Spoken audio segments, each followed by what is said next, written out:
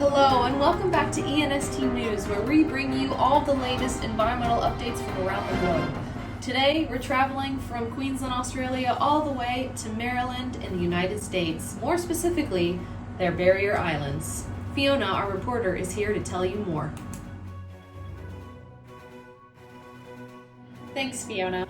Today we're going to be talking about the dangers of something called sea level rise. This issue can be linked as a direct result to the rapid climate change that our world is already facing. As Fiona mentioned, we will be discussing how this sea level rise is affecting an area in southern Maryland.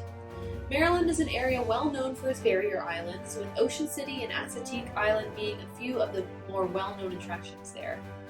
Ocean City is known for its bustling beach town lifestyle, while Assateague has gone famous for its beautiful views and graceful wildlife that lives on its shores. But these areas are in critical danger. Already, since 1975, Assateague Island has observed over 8 inches of sea level rise at the nearby Ocean City Inlet Tidal Gauge, which is operated and monitored by the National Oceanic and Atmospheric Administration, or NOAA. What we're looking at here is Assateague Island from a bird's eye view. We are using NOAA's Coastal Flood Exposure Mapper, showing the hazard zones associated with coastal land loss and sea level rise. Clearly, Assateague is in incredible danger, as it is almost completely a level 7 through 10 hazard zone. Ocean City is much the same, with the hazard levels being slightly lower. Clearly, science is telling us that we are risking the loss of a large expanse of land.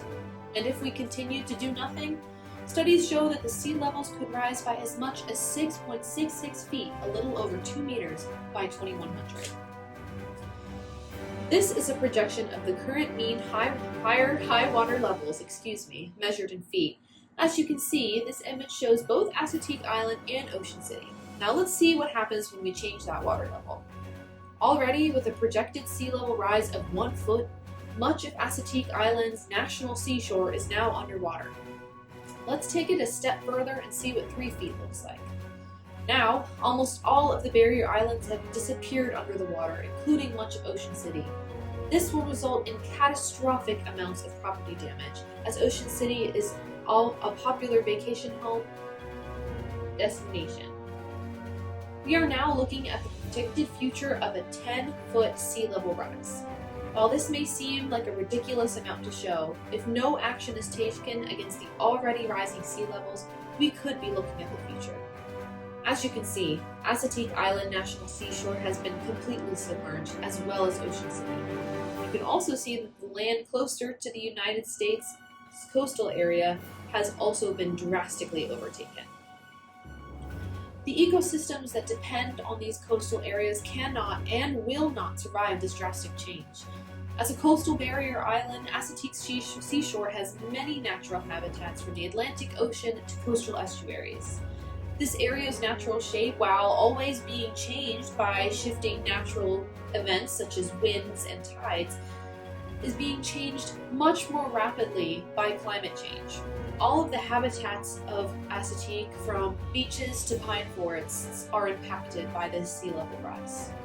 So, you may ask, what do we do?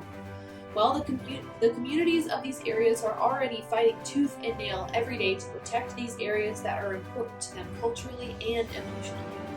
In Assateague, the American National Park Service is employing a Resist, Adapt, and Direct, or RAD, framework as a climate response guide.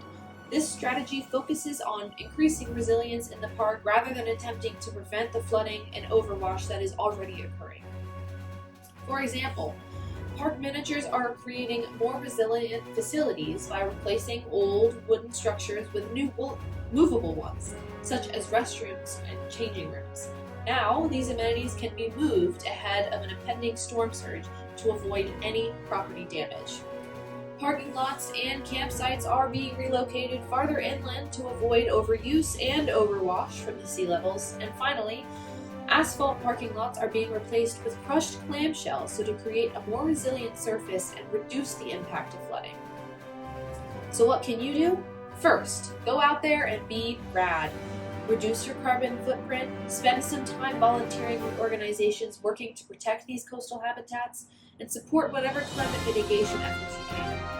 Contact your local or federal representatives and demand to see the change that you want to see. And finally, support your local parks and communities that are taking action to prepare for the coming and already happening climate changes.